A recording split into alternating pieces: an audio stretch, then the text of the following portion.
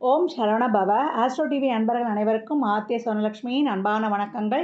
இந்த பதிவு 12 லக்னங்களுக்கான வாழ்வியல் பலன்கள், கட்டமைப்பு, அவங்க என்ன மாதிரியான செயல்பாடுகளை செய்யலாம், செய்யக்கூடாது, எந்த மாதிரியான விஷயங்களில் கவனமாக இருக்கணும், அவங்க என்ன மாதிரியான குடுப்பனைகளை அனுபவிக்கிறாங்க என்பதெல்லாம் இந்த பதிவில் தெளிவாக காணவிருக்கிறோம். அன்பர்கள் பதிவினை முழுமையாக கேளுங்க.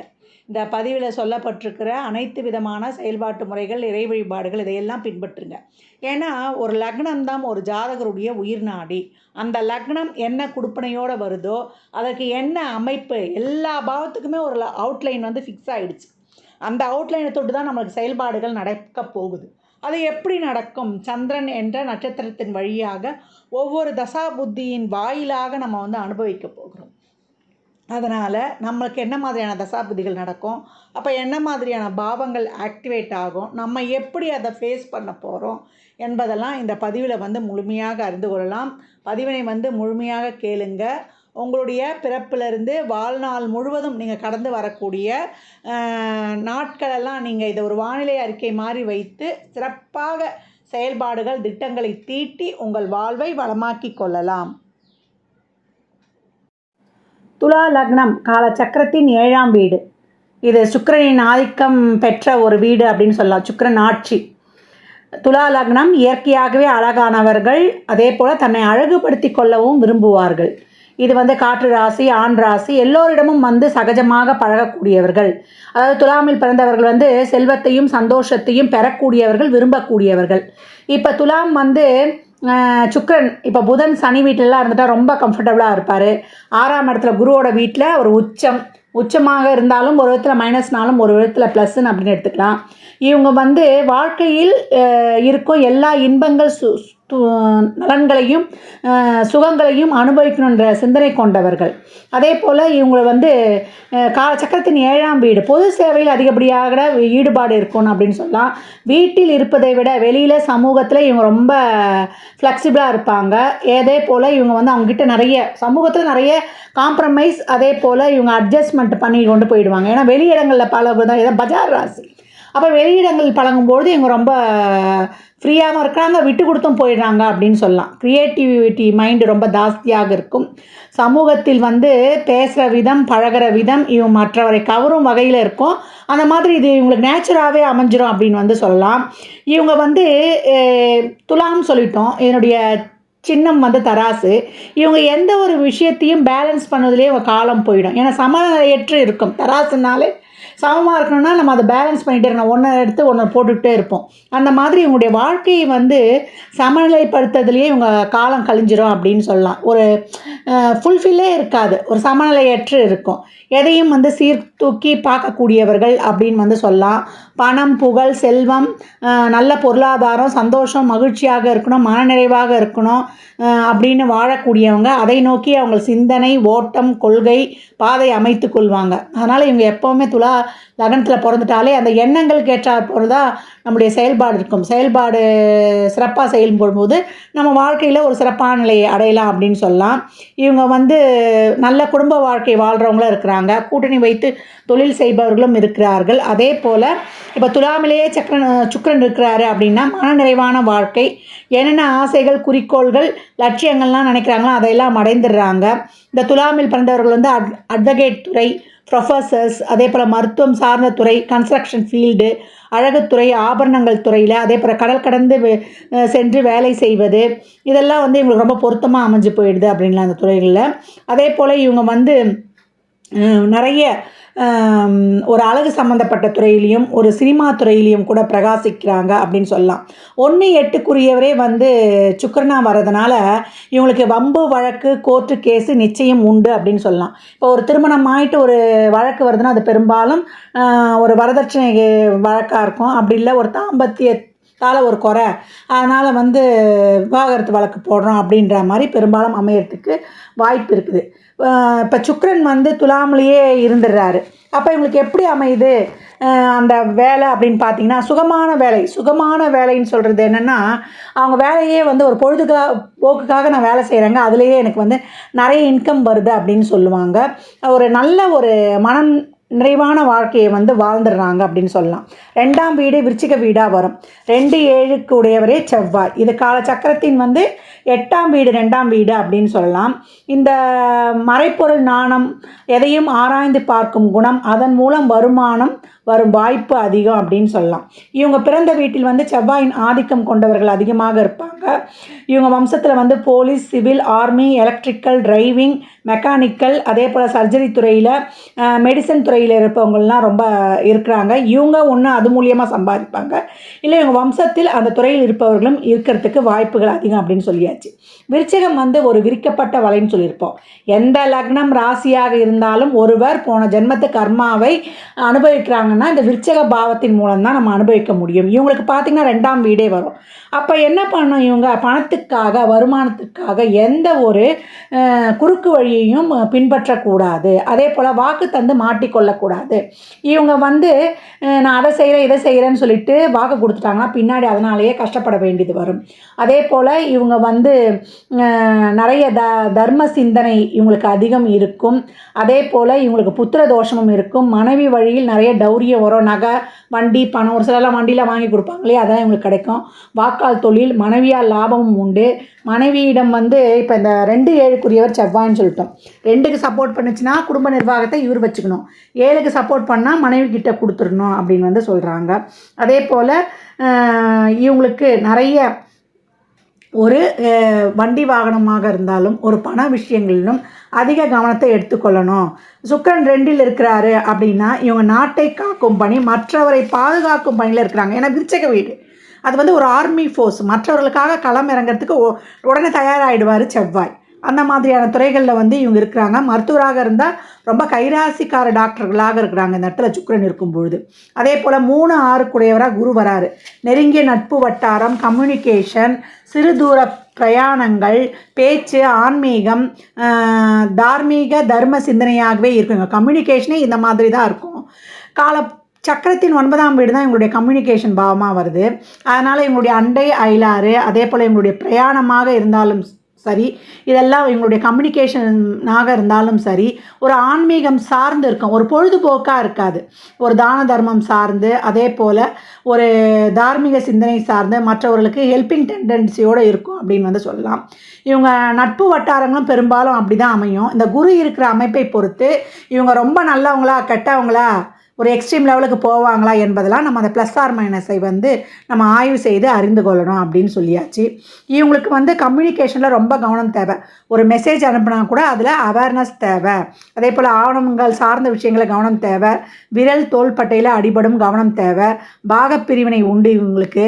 மாமனாருக்கு மருத்துவ செலவும் இருக்கும். பக்கத்து வீட்டுக்காரர்கிட்ட இந்த காம்பவுண்ட் வால் பிரச்சனை, தகராறு இருக்கும், கவனமாகவே இருக்கணும். ஏற்கனவே கம்யூனிகேஷன் பிரச்சனைன்னு சொல்லிட்டோம்.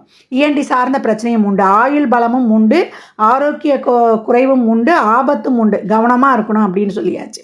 இவர்களுக்கு தாழ்வு மனப்பான்மை உண்டு, பேசினாலே பிரச்சனை வரும். அதனால் பேச்சில் கவனம், கம்யூனிகேஷனே 3 6க்குடையவர் குரு வரதுனால பேச்சில் கவனமும் இருக்கணும், கண்ணியமும் இருக்கணும், அவேர்னஸும் இருக்கணும் அப்படின்னு சொல்லியாச்சு.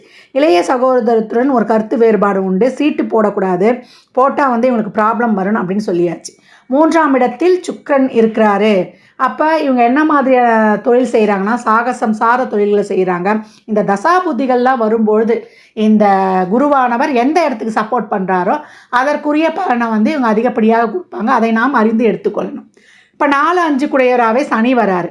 4ஆம் இடம் வந்து மகர வீடு, சுகஸ்தானம், தாயுடைய அன்பு, இதெல்லாம் வந்து இவங்களுக்கு ஈஸியாக கிடச்சிடாது. எல்லாமே சனியுடைய வீடுன்றதுனால எல்லாமே ஒரு கட்டுப்பாடு இருக்கும், ஒரு லிமிட் இருக்கும், கண்ட்ரோல் இருக்கும் அப்படின்னு சொல்லலாம். பொறுப்புகள் ஜாஸ்தி. தாயன்பும் சரி, சுகஸ்தானமும் சரி ஈஸியாக கிடைக்காது, என்ஜாய் பண்ண முடியாது.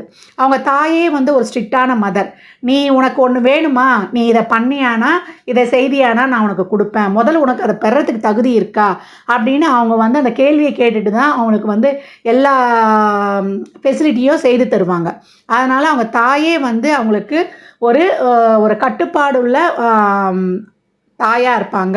அதனால் கேட்ட நேரத்துக்கு அம்மாவுடைய சந்தோஷத்தையும் ஒரு ஈஸியாக ஒரு ஜாலியாக அனுபவிக்க முடியாது அப்படின்னு சொல்லலாம். அதே போல் தாய்க்கும் புத்திர தோஷம் இருக்கும். தாயே வந்து ஒரு அபார்ட் பண்ணியிருப்பாங்க. அதே போல் தாய்க்கு அந்த குழந்தைங்களை வளர்ப்பதே ஒரு பாரமாக இருக்கும். குழந்தைகளை நினைத்து கவலைப்படுபவர்களாகவும் இருப்பாங்க. இதனால் அவர்களுக்கே வந்து ஒரு பாதிப்பு இருக்கும். பூர்வீக சொத்து உண்டு. பண்ணை வைத்த குடும்பம்னு சொல்லலாம்.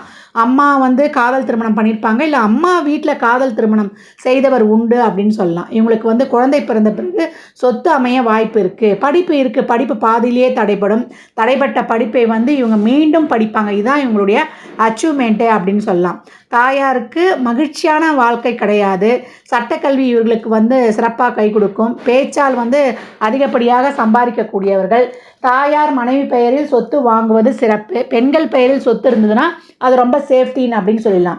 மகரத்தில் சுக்கிரன் இருக்கிறாங்க அப்படின்னும்பொழுது இவங்களுக்கு அவங்க லக்னாதிபதி அங்கே உட்காந்தாருன்னா இவங்க என்ன மாதிரியான ஃபீல்டில் இருக்காங்க?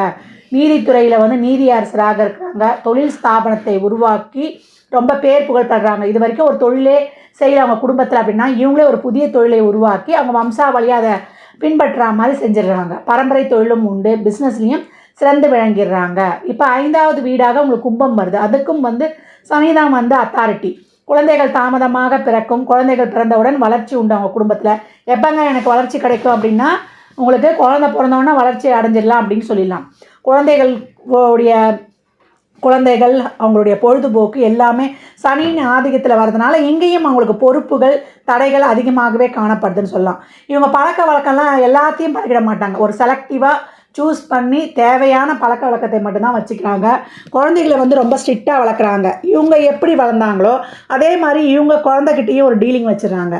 உனக்கு இது வேணுமா, நீ இதெல்லாம் செஞ்சால் இதெல்லாம் பண்ணால் நான் உனக்கு தருவேன்.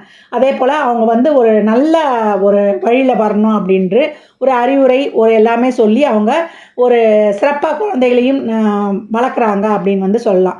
அவங்க பிள்ளைங்கக்கிட்ட நிறைய எதிர்பார்க்குறாங்க. எப்படி அவங்க தாய்கிட்ட இவங்க வளர்ந்தாங்களோ அதே போல் இவர்களும் அவங்க குழந்தைகிட்ட நிறைய எக்ஸ்பெக்டேஷன் வச்சுக்கிறாங்க அப்படின்னு வந்து சொல்லலாம்.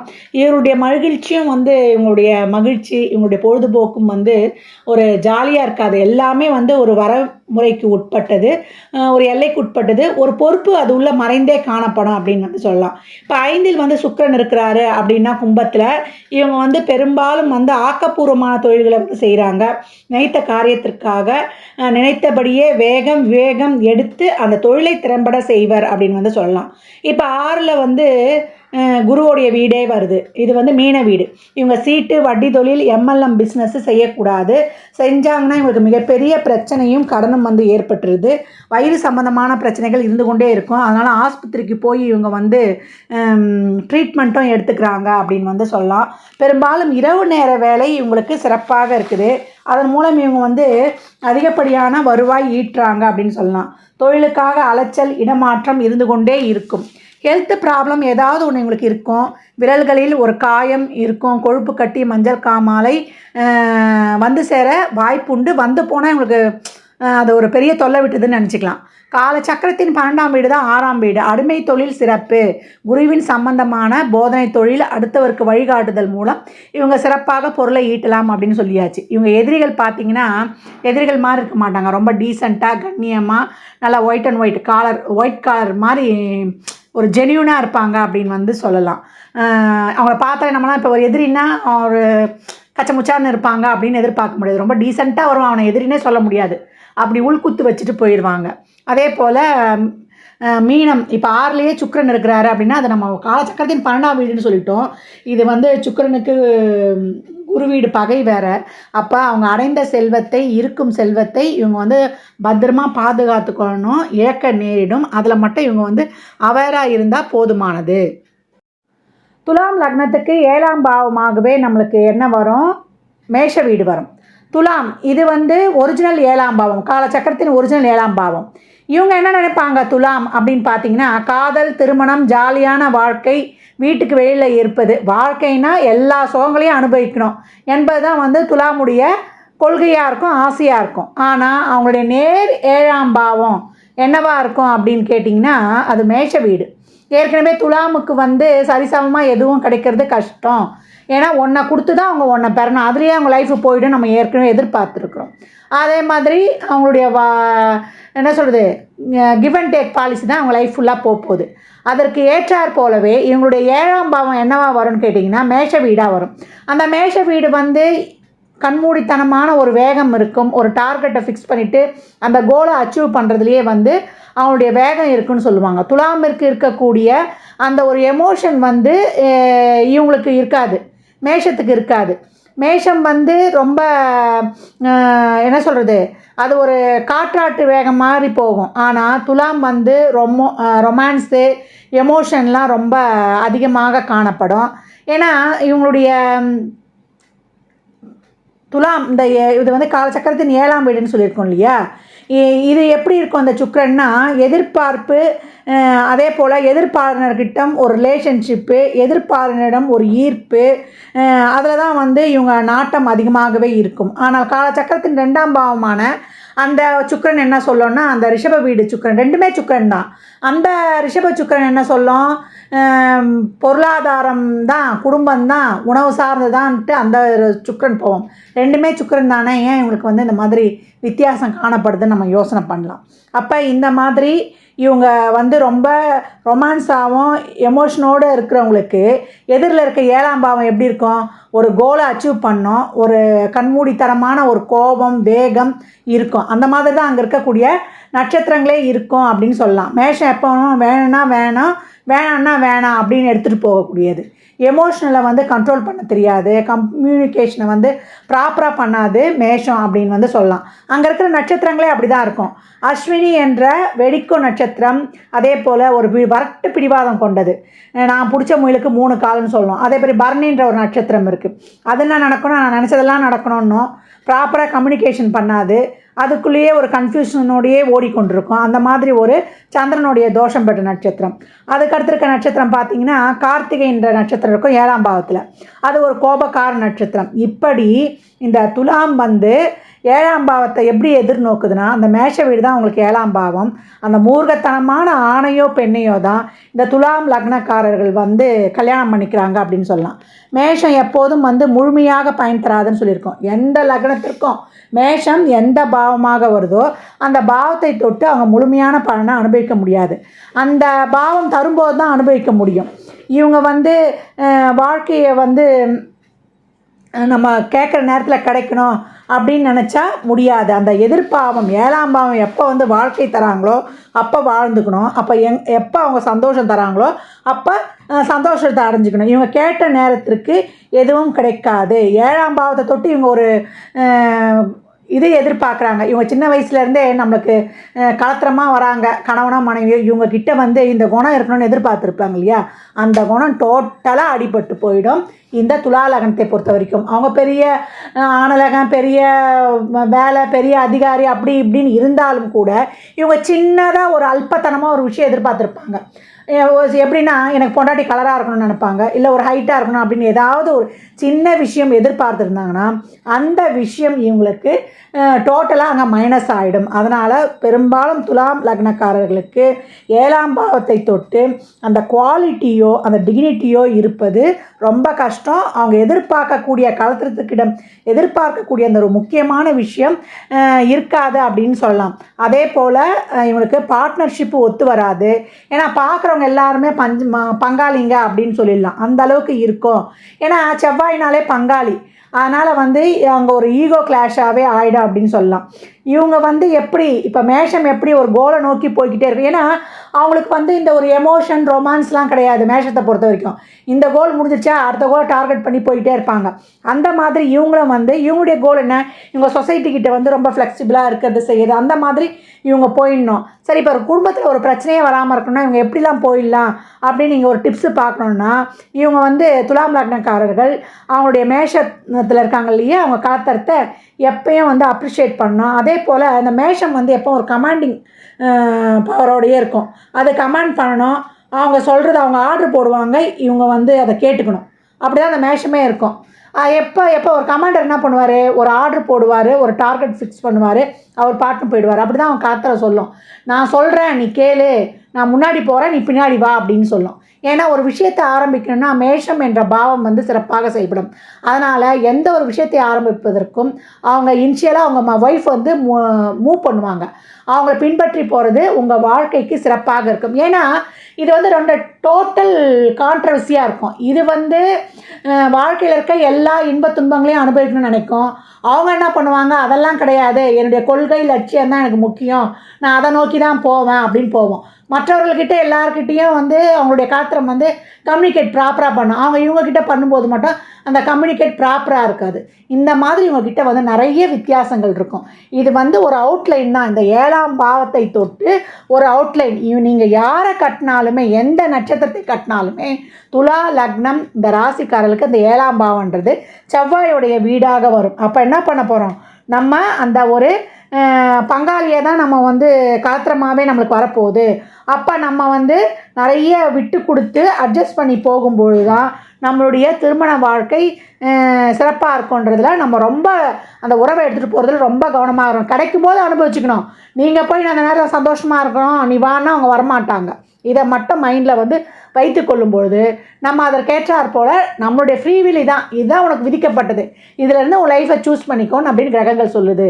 அதனால் உங்களுடைய காத்திரத்துக்கிட்ட அவங்கள அப்ரிஷியேட் பண்ணி அவங்கள வந்து அம்மா நீ சொல்கிறதெல்லாம் கரெக்ட் தாம்மா, நீ சொல்லுமா நான் செய்கிறேன்ட்டா போதும், அவங்க பின்னாடியே ஃபாலோ பண்ண போகும்போது உங்களுடைய வாழ்க்கை சிறப்பாக இருக்கும் அப்படின்னு சொல்லலாம். இப்போ வந்து இவங்களுக்கு இந்த திருமணம் சார்ந்த அந்த பிரச்சனைகள் வந்து நீங்கிறதுக்கு நம்ம இறை வழிபாட்டோடு நம்ம வந்து இந்த பிரச்சனைகளை பெரும்பாலும் குறைச்சிக்கலாம். பழனி முருகனை வழிபடுவது, மேஷன்னாலே பழனி முருகன் தான். திருவண்ணாமலை கிரிவலம் செய்வது, அதே போல் பிள்ளையார்பட்டி பிள்ளையாரை வணங்குவது. ஏன்னா அங்கே அஸ்வினி என்ற நட்சத்திரமும் இருக்கிறதுனால, திருவண்ணாமலை வந்து கார்த்திகை நட்சத்திரம்ன்ற நெருப்பு நட்சத்திரம் இருக்கிறதுனாலையும் நம்ம இந்த இடங்கள்லாம் சென்று வழிபட்டு தம்பதியாரோட போங்க. 1 மணி நேரம் வழிபட்டு ஃப்ரீயாக ஒரு டூரிஸ்ட் மாதிரி கிளம்பி போய் நீங்கள் வழிபட்டு வரும்பொழுது உங்களுடைய திருமண வாழ்க்கை சிறப்பாக இருக்கும். அதே போல் திருச்செங்கோடு அர்த்தநாளீஸ்வரரையும் திருசக்தி முற்றம் என்ற இடத்துல இருக்கிற தெய்வத்தையும் வணங்கும்பொழுது உங்களுடைய வாழ்க்கை வந்து ரொம்ப சிறப்பாகவே இருக்குன்னு சொல்லலாம். அங்கே 7னாலே நம்மளுக்கு என்ன ஆயிடுச்சு, 7ஆம் பாவம்னாலே நம்மளுக்கு ஒரு என்ன சொல்கிறது, ஒரு ஆப்போனண்ட் பார்ட்டுனாலே அங்கே வந்து நம்ம நிறைய விட்டு கொடுக்கணும். நெகோஷியேஷன் பண்ணும்பொழுது தான் நம்மளுக்கு சிறப்பாகவே இருக்கும். அதே போல் 7ல் சுக்கிரன் இருக்கிறாரு. அப்போ சுக்கிரன் இருக்கும் பொழுது நமக்கு என்ன மாதிரியான தொழில்கள் கிடைக்குது அப்படின்னு பார்த்திங்கன்னா, அரசாங்க பதவி, அதே போல் ஒரு அதிகாரம் சார்ந்த தொழில்கள் அப்படின்னு எல்லா துறையிலையுமே இவங்க வந்து ஒரு தலைமை பதவி வகிக்கிறாங்க அப்படின்னு சொல்லலாம். 8ஆம் பாவமாக ரிஷபம் வருது. லக்னாதிபதியே 8ஆம் அதிபதியாக இருக்கிறாரு. இயற்கையாகவே இவங்க வந்து ஆன்மீகம், ஜோசியம், மறைப்பொருள் தேடல் இதிலெல்லாம் இவங்களுக்கு ரொம்ப நாட்டம் இருக்குது. இப்போ சுக்கிரதசாவே நடக்குது அப்படின்னா இவங்களுக்கு வாழ்வில் நிறைய அப்ஸ் அண்ட் டவுன்ஸ் வந்து இவங்க எதிர்பார்ப்பாங்க, நிறைய இழப்பாங்க, தொலைப்பாங்க. சுக்கிரன் அமைப்பு நல்லா இருந்துருச்சுன்னா இவங்க வாழ்க்கையில் திடீர் அதிர்ஷ்டமும் இவங்க அடைவாங்க. இப்போ சுக்கிரன் கேது கூட இருக்கிறாரு, இல்லை சுக்கிரன் ஒரு கேது சனி ராகுடைய சாரம் வாங்கியிருந்தா இவங்க கடந்த கால கர்மாவை அனுபவிக்கிறாங்க அப்படின்னு சொல்லலாம். அப்போ அந்த முழுமையாக அந்த லைஃப்பில் வந்து ஜீரோவாயிட்டு திருப்பி ஒரு லைஃப்பை இவங்க வந்து இவங்க ஸ்டார்ட் பண்ணி ஒரு வாழ்வின் உச்சத்துக்கு போகிறாங்க. அதனால் வந்து இவங்க பயப்பட வேண்டிய அவசியமே இல்லை. ஏற்கனவே இயற்கையாகவே ஜோதிட நாணம் விஷயங்கள்லாம் இவங்களுக்கு வந்து ரொம்ப இன்ட்ரெஸ்ட்டு, ரகசியம் நிறைந்தவர்கள் அப்படின்லாம் துலாம். ஏன்னா 2ஆம் வீடு விருச்சிக வீடாக வரும். இவங்க வெளிப்படையாக பேசுகிறாங்கன்னு நம்ம நினைக்கவே முடியாது. அதனுள் வந்து ரகசியம் புதைந்திருக்கும். இவர்களுக்கு தாழ்வு மனப்பான்மை உண்டு. திருமணத்திற்கு பின் தான் இவர்களுக்கு வளர்ச்சி. நிறைய விஷயங்களை வந்து அச்சீவ் பண்ணுவர். அருவருப்பான தொழில் மூலம் இவர்களுக்கு வருமானம் உண்டு. கணவன் மனைவி யாராக்காவது ஒருத்தருக்கு வந்து ஒரு உடம்பு சம்பந்தமான பிரச்சனை இருக்கும் அப்படின்னு சொல்லலாம். விபத்து வழக்கு ஒரு உயிர் சொத்து உண்டு. விபத்தால் ஒரு பணம் வருவது, வழக்கால் ஒரு பணம் வருவது, அடுத்தவர் சொத்துக்கு பினாமியாக போவது, பெட்ரோல் பங்க்கு, மூடி வைத்த பொருட்கள், பேக் பண்ண பொருள் மூலம் இவங்க வந்து ஒரு தொழில் செய்கிறாங்கன்னா நல்ல தன வருவாய் உண்டு அப்படின்னு சொல்லலாம்.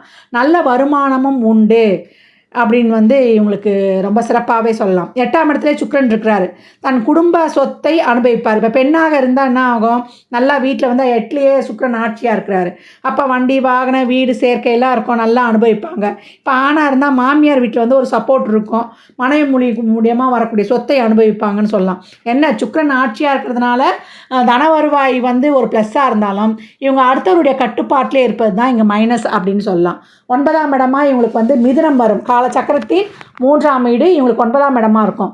ஒரு ஸ்பிரிச்சுவல் தாட்டான ஒரு இவங்களுடைய பயணம், அது ரிலேட்டடாக இவங்களுடைய பேச்சு எல்லாமே இருக்கும். கம்யூனிகேஷனும் ஹையர் லெவலில் இருக்கும். ஆரோக்கியமானதாக இருக்குன்னு சொல்லலாம். நிறைய பிரயாணங்கள், அது சிறுதூர பிரயாணம் இல்லை தொலைதூர பிரயாணம், இந்த பிரயாணங்கள்லாம் எதை சார்ந்திருக்குன்னா தான தர்மம் தார்மீகம் சார்ந்த பிரயாணங்களாக இருக்கும். ட்ரஸ்ட் மூலியம் வருமானம் இருக்கும். தந்தைக்கு வந்து பாதத்தில் பிரச்சனை இருக்கும். தந்தையால் இவங்களுக்கு தந்தை வந்து சேமிக்க முடியாது. அவருக்கு வந்து ஒரு விரயத்தை பண்ணக்கூடியவர். ஏன்னா 9, 12க்கு உரியவரே நம்மளுக்கு யார் வருவார்னா புதன் வர்றதுனால தந்தைக்கு ஒரு சொத்து இருந்தாலும் ஒரு இழப்பு இருக்கும். அதே போல் அவருக்கு ஒரு சேமிக்க முடியாத நிலைமையில் இருப்பார் அப்படின்னு சொல்லலாம். இப்போ 9லேயே சுக்கிரன் இருக்கிறாரு. தந்தை வந்து பூர்வீகத்தை விட்டு வந்திருப்பார்.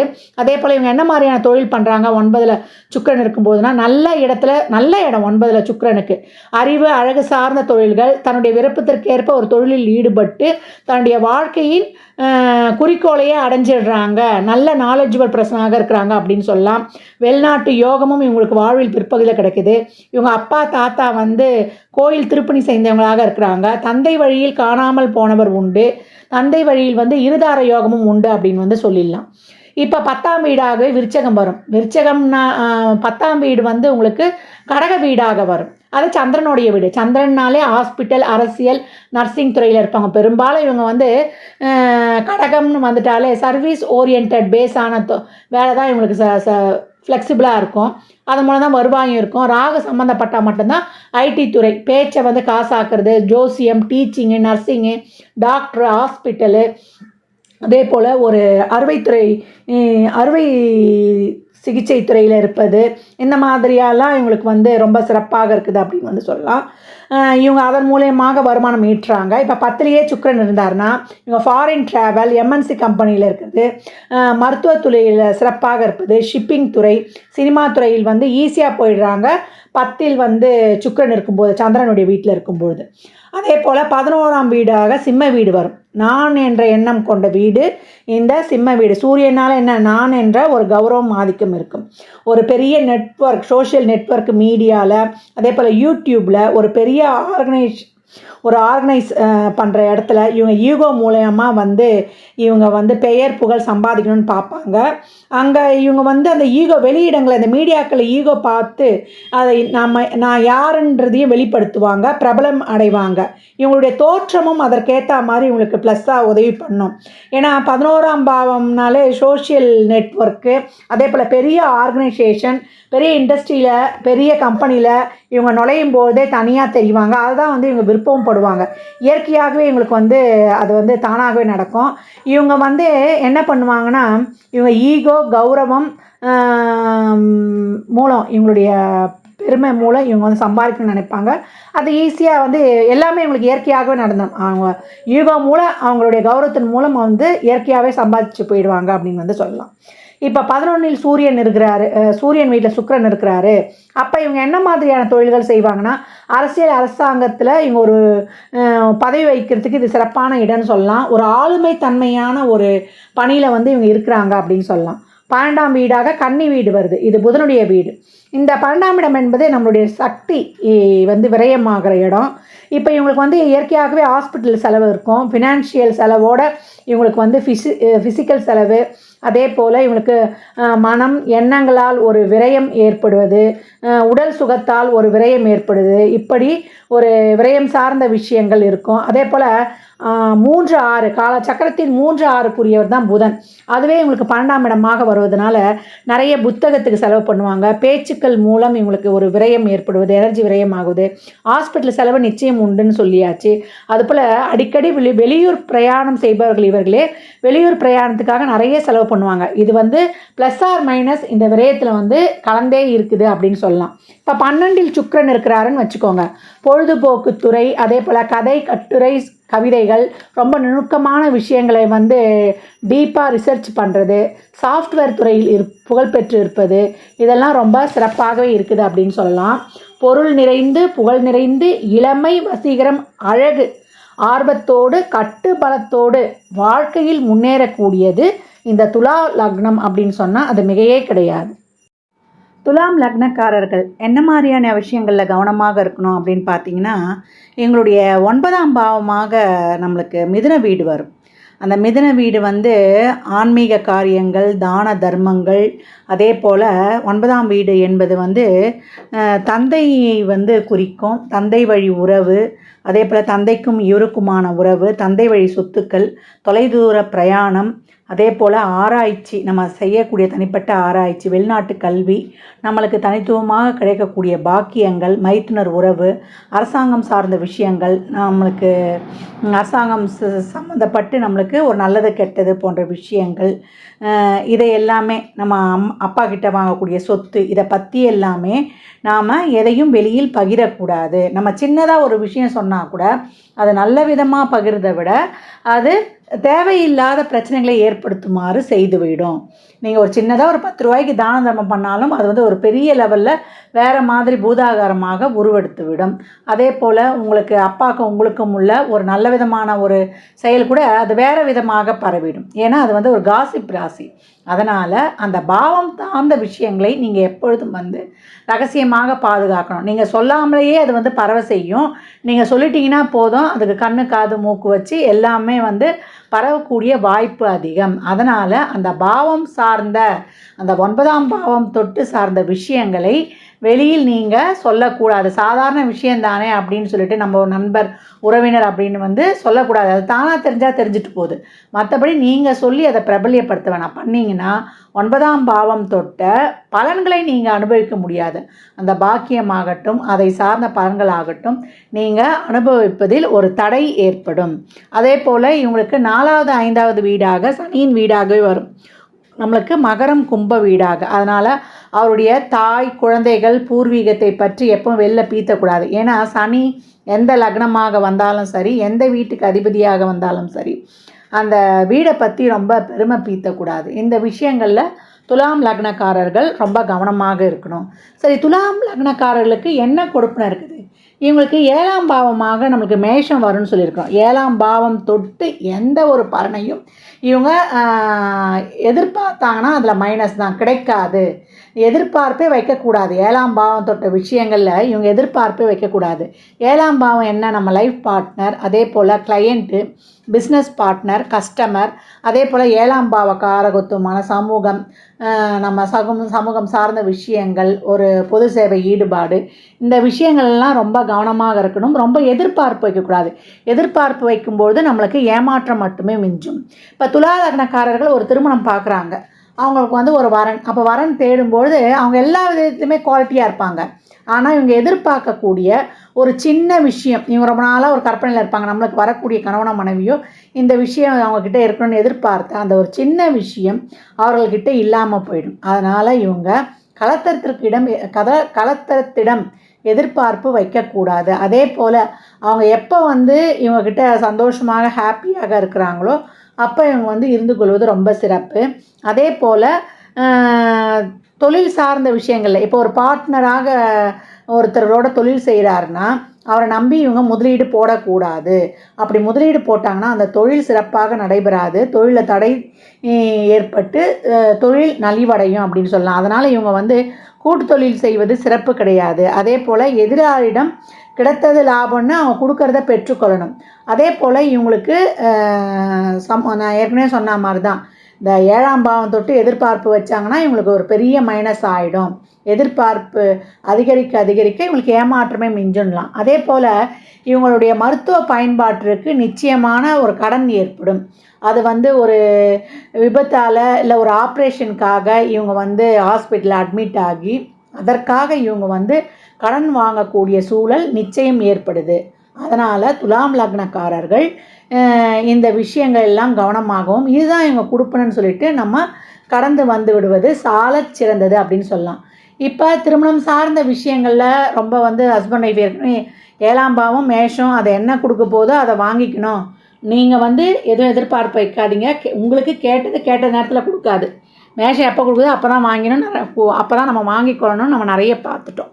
இப்போ திருமண வாழ்வு சிறக்கிறதுக்கு என்ன பண்ணோன்னா, இவங்க சித்திரை மாதத்தில் இவங்க திருமணத்துக்கு முன்னாடி யமதர்மராஜா கோயில் பக்கத்தில் இருந்தால் அதில் சென்று ஒரு அபிஷேகம் பண்ணுவது, இல்லை முருகர் கோயில் மலை மேல் இருக்க முருகர் கோயிலில் ஒரு அபிஷேகம் பண்ணுவது, அப்படி இல்லை பிள்ளையார்பட்டியில் இருக்கிற பிள்ளையாருக்கும் ஒரு அபிஷேகம் பண்ணலாம்.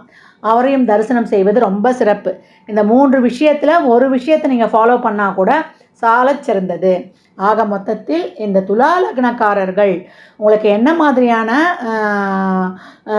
தசாபுத்திகள் வருதோ, இந்த பாவங்கள் எப்படி ஆகுதோ, 1 8க்குரியவர் உங்களுக்கு சுக்கிரனாகவே ஆயிடுறார், 2 7க்குரியவர் செவ்வாயாகவே ஆயிடுறாரு, 3 6க்குடையவர் குருவாகவே ஆயிடுறார், 4 5க்குடையவர் உங்களுக்கு சனியாகவே ஆயிடுறாரு, 9 12க்குரியவர் புதனாகவே ஆயிடுறாரு, உங்களுக்கு 10க்குரியவராக சந்திரனும் 11க்குரியவராக சூரியனும் வராங்க. இந்த கிரகங்களின் தசா புத்திகள் நடக்கும்பொழுது இவை எப்படி இருந்து தசை நடத்துது? இது 1 5 9லேருந்து தசை நடத்துதா, இல்லை 6 8 12லேருந்து தசை நடத்துதா? இது நம்மளுக்கு நன்மையை தருமா, இல்லை பாதிப்பை தான் தருமா? இது என்ன மாதிரியான பலன்களை கொடுக்கும்? இது உறவுகளுக்காக சப்போர்ட் பண்ண போகுதா, இல்லை பொருளாதாரத்துக்காக சப்போர்ட் பண்ண போகுதா என்பதெல்லாம் உங்கள் சுய ஜாதகத்தை ஆய்வு செய்யும்போது நாம் தெள்ள தெளிவாக அறிந்து கொள்ளலாம். இந்த தசாபுதிகள் நடக்கும்போது இந்த கிரகங்கள் சிறப்பாக அமைஞ்சிருச்சுன்னா இந்த பாவம் தொட்டு உங்களுக்கு ஒரு நல்ல பலன்கள் நடக்கும். அப்படி இல்லையா இந்த பாவம் சார்ந்து ஒரு சாதகமில்லாத சூழ்நிலை ஏற்படும். அப்போ நம்ம எப்படிலாம் நம்ம அவேராக இருக்கணும் என்பதை நம்ம சுய ஜாதகத்தை அறிந்து அந்த மாதிரியான இறை வழிபாடுகளை பின்பற்றி நம்ம பிரார்த்தனையையும் பரிகாரமும் செய்யும்பொழுது அவை நம்மளை தற்காத்து கொள்ளும். ஒரு பெரிய இக்கட்டான சூழ்நிலை வரும்பொழுது நம்மளை புனரமைத்து கொள்வதற்கு தான் இந்த பரிகாரங்கள், இறை வழிபாடுகள். நம்மளை சுற்றி ஒரு கேடயத்தை அவை உருவாக்கி தந்திடும். துலா லக்னக்காரர்களுக்கு பாதத்தில் கவனம் தேவை. அதில் ஒரு பிரச்சனை ஏற்படும். காலடி பாதத்தில் ரொம்ப கவனமாக இருக்கணும். எப்பவும் சுத்தமாக வைத்து கொள்ளும்பொழுது அவங்களுக்கு சிறப்பான பலனை தரும். துலாம் லக்னக்காரர்கள் ஒரு காரியம் சக்ஸஸ்ஃபுல்லாக நடக்கணும், எங்களுக்கு என்னம்மா ஒரு எளிய டிப்ஸு சொல்லுங்கள் அப்படின்றவங்க ஒரு சுபமான காரியத்துக்கு செல்கிறாங்க, இல்லை ஒரு காரியத்தில் வெற்றி அடையணும் அப்படின்னு நினைக்கிறாங்க. அப்போ அவங்க வெள்ளை, பச்சை, கிரே போன்ற கலர்களை யூஸ் பண்ணலாம். அப்போ அந்த வண்ண நிற ஆடைகளை அணியும் பொழுது அந்த நிறங்களை ஏதாவது ஒரு வகையில் அவங்க கையில் கொண்டு செல்லும் பொழுது அவங்க செல்லும் காரியம் வெற்றி அடையும். அவங்க சுபமான நிகழ்வுகளையே அவங்க பெறுவதற்கு வாய்ப்புகள் அதிகம் அப்படின்னு சொல்லலாம். இவங்க பெரும்பாலும் சித்தநாம யோகம், சாத்தியநாம யோகத்தில் எந்த நல்ல காரியங்களையும் செய்யக்கூடாது. பிரதமை திதி, துவாதசி திதியிலையும் எந்த நல்ல காரியங்களையும் செய்வது சிறப்பு கிடையாது. திருதி நாம யோகத்தில் செய்வது ரொம்ப சிறப்பை தரும். இவங்க 12ஆம் பாவத்தை தொட்டு அதிகப்படியான விரயங்களை சந்திப்பாங்கன்னு சொல்லியிருக்கிறோம்.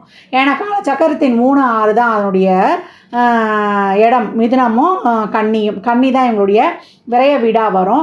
அதற்கு அதிபதி யார்? புதன். இந்த புதன் கிழமையில் 1 to 2 இவங்க மதியம் ஒரு வெரைட்டி ரைஸோ இல்லை சாம்பார் சாதம், எலுமிச்சை சாதம், தயிர் சாதம், ஊறுகாயோடு அன்னதானம் ஏழை எளியவருக்கு பண்ணும்பொழுது இந்த விரயம் மட்டுப்படும். இந்த 12ஆம் பாவம் தொட்டு நடைபெறக்கூடிய விரயம் மட்டுப்பட்டு இவங்களுக்கு அதிகப்படியான சேமிப்பை உண்டு பண்ணும் அப்படின்னு சொல்லலாம்.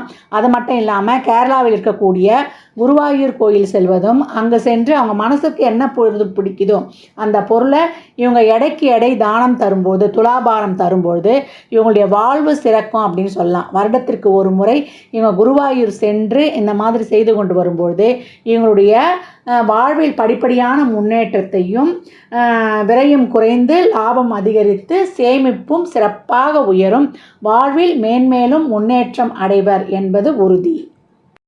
12 லக்னங்களுக்கான அடிப்படை வாழ்க்கை கட்டமைப்பு கொடுக்கப்பட்டிருக்கு. இந்த லக்னங்களினுடைய குடுப்பனையை தான் நம்மளுடைய ராசி செயல்படுத்த போகுது. இந்த லக்னத்திற்கு இதான் குடுப்பனை. நாம் ஒரு ராசியில் ஜனிச்சிருப்போம் இல்லையா, அந்த ராசியில் இருக்கக்கூடிய தசா புத்திகளின் வழியாக சந்திரன் ஒவ்வொரு தசாபுத்தி வழியாக தான் இந்த லக்னங்களின் குடுப்பனையை அனுபவிக்கப் போகிறார். அதனால் நமக்கு இந்த 12 பாவங்களில் கிரகங்கள் 1 5 9லேருந்து தசை நடத்துதா, இல்லை 2 6 10லேருந்து தான் தசை நடத்துதா, இல்லை 4 8 12லேருந்து தான் தசை நடத்துதா, இல்லை 3 7 11லேருந்து தான் தசை நடத்துதா, இந்த தசையில் நல்லா இருப்போமா, இந்த தசையில் கஷ்டப்படுவோமா என்ற சிந்தனை ஐயத்துக்குள்ளேயே நீங்கள் போகக்கூடாது. இந்த கிரகங்கள் உங்களுக்கு என்ன தர பாக்கியதப்பட்டிருக்கு, இந்த பாவத்தை தொட்டு நீங்கள் என்ன அனுபவிக்க போகிறீங்க, அது பொருளாக அனுபவிக்க போகிறீங்களா, இல்லை உறவுகளுக்காக அது சப்போர்ட் பண்ண போகுதா என்பதெல்லாம் நீங்கள் தெரிந்து கொள்ளணும். இந்த காலகட்டம் எனக்கு என்ன நடக்கும், இந்த தசாபுத்தி எனக்கு என்ன சொல்லுது, நான் வாங்கின குடுப்பனையை இந்த தசாபுத்தி நான் நல்லா அனுபவிக்க போகிறேன்னா இல்லை கஷ்டப்பட்டு தான் அனுபவிக்க போகிறேன்னா என்பதை சொல்லுவதற்கெல்லாம் உங்கள் சுய ஜாதகம் தான் பேசும். அதனால் அன்பர்கள் இந்த பொது பலனான இந்த லக்ன பலன்களை கேட்டு உங்கள் வாழ்வில் நீங்கள் ஒவ்வொரு காலத்துலேயும் இந்த தசாபுத்தி காலங்களில் நம்ம எப்படி வந்து கடந்து வந்துடலாம் என்பதை வந்து சிறப்பாக அறிந்து கொள்ளலாம். இதில் சொல்லியிருக்கின்ற எதெல்லாம் செய்யணும், எதெல்லாம் செய்யக்கூடாது, அதுதான் இங்கே கொடுத்துருக்கு. உங்கள் கொடுப்பனை என்ன, எந்தெந்த விஷயங்களில் நீங்கள் கவனமாக இருக்கணும், இப்படி தனித்தனியாக உங்களுக்கு பிரித்து கொடுத்து இந்த அளவுக்கு வந்து உங்களுக்கு இது ஒரு நீண்ட பதிவு. அதனால் நம்ம வாழ்க்கையை எதுக்கலாமோ நம்ம நேரம் செலவிடுறோம். இந்த பதிவை வந்து பொறுமையாக கேளுங்க. கேட்டு உங்கள் வாழ்நாளில் வந்து நீங்கள் சிறப்பாக வந்து திட்டம் தீட்டிக் கொள்வதற்கு இந்த லக்னம் தான் மெயின். அதுதான் ஒரு ஜாதகரின் உயிர் நாடியே. இந்த லக்னாதிபதி எங்கே போய் உட்கார்ந்துருக்கிறாரு, அந்த இடத்த தொட்டு உங்களுடைய வேலை செய்கிற தொழில் துறை மாறும். அதே போல் உங்களுடைய குணம், ஆசை, ஆர்வம்லாம் இந்த லக்னாதிபதி உட்கார்ந்த இடத்த பொறுத்து அமையும். அதனால தான் நம்ம வந்து எப்போவுமே என்ன சொல்கிறோம், இப்போ ராசி பலனோ பொது பலனோ உங்களுக்கு வந்து குறைந்த அளவே வேலை செய்யும். உங்களுடைய சுய ஜாதகமே உங்களுக்கு எந்த காலகட்டம் இது நடக்க போகுது என்பதை வந்து முழுமையாக அறிந்து கொள்ளலாம் என்பதை வந்து வலியுறுத்தி கொண்டே இருக்கிறோம். ஜோதிடம் நான் எப்போவும் சொல்கிற மாதிரி இது ஒரு வானிலை அறிக்கை. இந்த காலகட்டம் மழை வரும், இந்த காலகட்டம் வெயில் வரும்னு எப்படி வந்து வானிலை அறிக்கை சொல்லுதோ அந்த மாதிரி நம்ம வாழ்க்கையிலுடைய பிறந்ததிலிருந்து வாழ்நாள் முழுவதும் நமக்கு இந்தந்த காலகட்டத்தில் இதெல்லாம் நடக்கும். அந்தந்த காலகட்டங்களில் அதற்குரிய தெய்வத்தையும் நம்ம வணங்கி நம்ம வாழ்நாளை வந்து சிறப்பாக எடுத்து போடலாம் என்பதற்கு தான் இந்த ஜோதிடம் எனும் காலக்கணிதம் வந்து நமக்கு சிறப்பான ஒரு கிஃப்ட்டுன்னு சொல்லலாம். நம்ம முன்னோர்கள் தந்த ஒரு சிறப்பான கொடுப்பினை அப்படின்னு சொல்லலாம். அதே போல் நிறைய இதில் சொல்லியிருக்கின்ற அனைத்து விதமான இறை வழிபாடுகளை முதல்ல பின்பற்றுங்க. அதே போல் கிரகங்கள் லக்னத்துக்கு சப்போர்ட் பண்ணிட்டா நம்ம ஈஸியாக எப்பேற்பட்ட கஷ்டத்துலேருந்து நம்ம ஜெயிச்சு வந்துடலாம், தைரியமாகிடலாம். அதே போல் லக்னத்துக்கு சப்போர்ட் பண்ணல அப்படின்னும் போது நம்ம இன்னும் கொஞ்சம் கூடுதலாக எஃபர்ட் போட்டு இறைவனுடைய பாதார விந்தங்களை பிடித்து கடந்து வந்துடணும். அதெல்லாம் எப்படி நம்ம இதை பார்த்து தெரிந்து கொள்ளலாம். நிறைய தான தர்மங்கள் செய்யுங்க. அதே போல் பெரியவர்கள்கிட்ட நிறைய பிளெஸ்ஸிங்ஸ் வாங்கிக்கோங்க. இயலாதவருக்கு உங்களால் இயன்ற தான தர்மங்களை தாராளமாக செய்யுங்க. அதுதான் நான் என்னுடைய மாத பதிவுகளாகட்டும் என்னுடைய எல்லா பதிவுகளில் செய்யறது அதுதான். இயலாதவருக்கு அவங்க சூழலை அறிந்து நீங்கள் உதவும் பொழுது இறைவன் நேரடியாக இறங்கி வந்து உங்கள் வாழ்வை வளமாக்கி விடுவான் அப்படின்னு சொல்லியாச்சு. அன்பர்கள் பதிவினை முழுமையாக கேளுங்க. தாங்கள் கேட்பதோடு மட்டுமல்லாமல் தங்கள் உற்றார் உறவினர் நண்பர்களுக்கும் பகிருங்க. ஜாதகம் பார்க்க விரும்பும் அன்பர்கள் இந்த எண்ணிற்கு ஒரு மெசேஜ் செய்யுங்க. தங்களுக்கான விவரங்கள் அளிக்கப்படும். அப்பாயின்மெண்ட் பெற்றுக்கொள்ளலாம். ஜாதகம் சிறந்த முறையில் கணித்து பார்த்து தரப்படும். வாஸ்துப்படி வீடு கட்ட பிளான்கள் போட்டு தரப்படும். வாஸ்து பார்த்து தரப்படும். நியூமராலஜி படி குழந்தைகளுக்கு பெயர் வைத்து தரப்படும். தொழிற்சாலை நிறுவனங்களுக்கும் பெயர் வைத்து தரப்படும். சுபமுகூர்த்த நாட்கள் குறித்து தரப்படும். அவரவர் சேவைக்குண்டான கட்டணங்களை செலுத்தி சிறப்பான சேவைகளை பெற்று வாழ்வை வளமாக்கிக் கொள்ளலாம். மற்றும் ஒரு சிறப்பான பதிவில் சந்திக்கும் வரை தங்களிடமிருந்து விடைபெற்றுக் கொள்வது ஆதித்ய சொர்ணலக்ஷ்மி. மிக்க நன்றிகள். வாழ்க வளமுடன். நற்பவி நற்செழி.